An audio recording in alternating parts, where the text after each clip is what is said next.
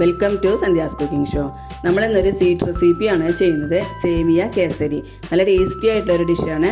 നമ്മൾ സാധാരണ റവ വെച്ചിട്ട് കേസരിയൊക്കെ ഉണ്ടാക്കും. ഇത് നമ്മൾ സേമിയ വെച്ചിട്ടാണ് ഉണ്ടാക്കുന്നത്. അപ്പോൾ നല്ല ജ്യൂസി ആയിട്ടുള്ള ഈ ഒരു സേമിയ കേസരി എങ്ങനെയാണ് തയ്യാറാക്കുന്നതെന്ന് നമുക്ക് നോക്കാം. അതിനായിട്ട് ആദ്യം തന്നെ നമുക്ക് കുറച്ച് അണ്ടിപ്പരിപ്പും മുന്തിരിങ്ങയും ഒന്ന് റോസ്റ്റ് ചെയ്തെടുക്കണം.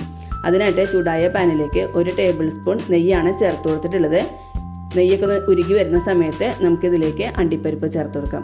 അണ്ടിപ്പരിപ്പ് ഒന്ന് ചെറുതായിട്ട് റോസ്റ്റായിട്ട് വരുന്ന സമയത്ത് നമുക്കിതിലേക്ക് കുറച്ച് റൈസിൻസും കൂടെ ചേർത്ത് കൊടുക്കാം. നല്ലപോലെ ഒന്ന് മിക്സ് ചെയ്ത് കൊടുക്കുക. ഇപ്പോൾ അണ്ടിപ്പരിപ്പും മുന്തിരിങ്ങയൊക്കെ റോസ്റ്റായി വന്നിട്ടുണ്ട്. നമുക്കിനി ഇതൊരു ബൗളിലേക്ക് എടുത്ത് മാറ്റാം. ഇനി അതേ പാനിൽ തന്നെ നമുക്ക് സേമിയ ഒന്ന് റോസ്റ്റ് ചെയ്തെടുക്കണം. ഞാനിതിലേക്ക് 1 കപ്പ് സേമിയാണ് ചേർത്ത് കൊടുക്കുന്നത്. നെയ്യ് ആവശ്യമുണ്ടെങ്കിൽ നമുക്ക് 1 ടീസ്പൂൺ കൂടെ ചേർത്ത് കൊടുക്കാം. ഞാനിപ്പോൾ ചേർത്ത് കൊടുക്കുന്നില്ല. അണ്ടിപ്പരിപ്പും മുന്തിരിങ്ങയും വറുത്തെടുത്തിട്ടുള്ള ആ നെയ്യ് തന്നെയാണ് എടുത്തിട്ടുള്ളത്. മീഡിയം ഫ്ലെയിമിൽ വെച്ചിട്ട് നമ്മളിതൊന്ന് റോസ്റ്റ് ചെയ്തെടുക്കണം.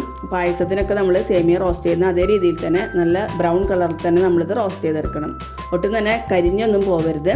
ഇപ്പോൾ നമ്മുടെ സേമിയൊക്കെ റോസ്റ്റായി വന്നിട്ടുണ്ട്. ഇനി നമുക്ക് ഇതിലേക്ക് 2 കപ്പ് തിളച്ച വെള്ളം ഒഴിച്ചു കൊടുക്കാം. നമ്മൾ സേമിയ അളന്ന അതേ കപ്പിൽ തന്നെ 2 കപ്പ് തിളച്ച വെള്ളമാണ് ഒഴിച്ചു കൊടുത്തിട്ടുള്ളത്. അതിനുശേഷം നല്ലപോലെ തന്നെ ഇത് മിക്സ് ചെയ്തെടുക്കാം. ഇനി ഇത് ഒരു 5 മിനിറ്റ് നമുക്ക് മൂടി വെച്ച് കുക്ക് ചെയ്തെടുക്കണം. അപ്പോഴേക്കും സേമിയൊക്കെ നല്ലപോലെ തന്നെ വെന്തിട്ടുണ്ടാവും.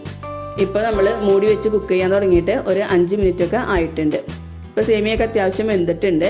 ഇനി നമുക്ക് ഇതിലേക്ക് കുറച്ച് ഫുഡ് കളർ ഒന്ന് ചേർത്ത് കൊടുക്കാം. അപ്പോൾ ഞാനിതിലേക്ക് കേസരി പൗഡറാണ് ചേർത്ത് കൊടുത്തിട്ടുള്ളത്. 1/4 ടീസ്പൂണിലും കുറവാണ് ചേർത്ത് കൊടുത്തിട്ടുള്ളത്. ഇത് ഓപ്ഷണലാണ്, താല്പര്യം ഉണ്ടെങ്കിൽ മാത്രം ചേർത്ത് കൊടുത്താൽ മതി. അപ്പോൾ സാധാരണ കേസരിക്ക് ഒരു യെല്ലോയിഷ് കളർ അല്ലെങ്കിൽ റെഡിഷ് കളറൊക്കെ ഉണ്ടാവും.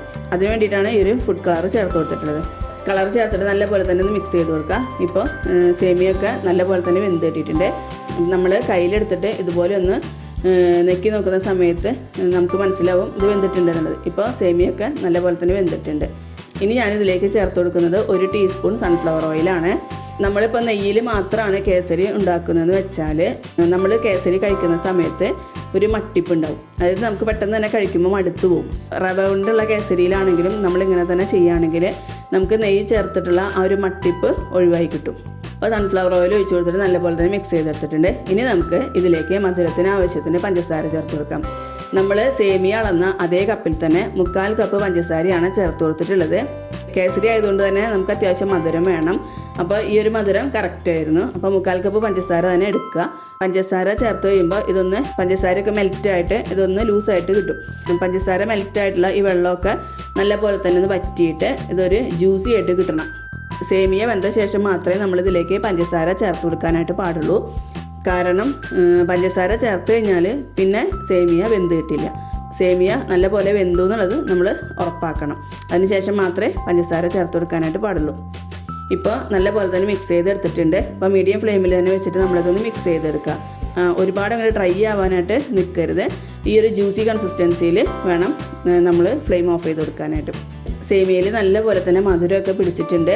ഈ ഒരു ജ്യൂസി കൺസിസ്റ്റൻസി ആവുന്ന സമയത്ത് നമുക്കിതിലേക്ക് 1 ടീസ്പൂൺ കൂടെ നെയ്യ് ചേർത്ത് കൊടുക്കാം. നെയ്യും കൂടെ ചേർത്തിട്ട് നല്ലപോലെ തന്നെ മിക്സ് ചെയ്തെടുക്കുക. അപ്പോൾ നല്ലപോലെ തന്നെ മിക്സ് ചെയ്തെടുത്തിട്ടുണ്ട്. ഇനി നമുക്കിതിലേക്ക് 1/2 ടീസ്പൂൺ ഏലക്കാപ്പൊടി ചേർത്ത് കൊടുക്കാം. കൂടെ നമ്മൾ നേരത്തെ റോസ്റ്റ് ചെയ്ത് വെച്ചിട്ടുള്ള അണ്ടിപ്പരിപ്പും മുന്തിരിങ്ങയും കൂടെ ചേർത്ത് കൊടുക്കാം. എന്നിട്ട് ഇത് നല്ലപോലെ തന്നെ മിക്സ് ചെയ്തെടുക്കുക. അപ്പോൾ നല്ലപോലെ തന്നെ മിക്സ് ചെയ്തെടുത്തിട്ടുണ്ട്. ഈ ഒരു ജ്യൂസി കൺസിസ്റ്റൻസിയിലാണ് നമുക്ക് കേസരി വേണ്ടത്. കാരണം ഇത് ചൂടാറി കഴിയുമ്പോൾ കുറച്ചും കൂടി ഒന്ന് തിക്കായിട്ട് വരും. അപ്പോൾ ഈ ഒരു കൺസിസ്റ്റൻസിയിൽ നമുക്ക് ഫ്ലെയിം ഓഫ് ചെയ്ത് കൊടുക്കാം. അപ്പോൾ നല്ല ടേസ്റ്റി ആയിട്ടുള്ള സേമിയ കേസരി ഇവിടെ റെഡി ആയിട്ടുണ്ട്. മധുരം ഇഷ്ടമുള്ളവർക്കൊക്കെ ട്രൈ ചെയ്യാൻ പറ്റിയിട്ടുള്ള നല്ലൊരു ഡിഷാണ്. എല്ലാവരും ഒന്ന് ട്രൈ ചെയ്ത് നോക്കുക. നല്ല ടേസ്റ്റിയാണ്. വീഡിയോ ഇഷ്ടപ്പെട്ടാൽ നമ്മുടെ ചാനൽ ഒന്ന് സബ്സ്ക്രൈബ് ചെയ്ത് സപ്പോർട്ട് ചെയ്യുക, ലൈക്ക് ചെയ്യുക, കമൻറ്റ് ചെയ്യുക, ഷെയർ ചെയ്യുക.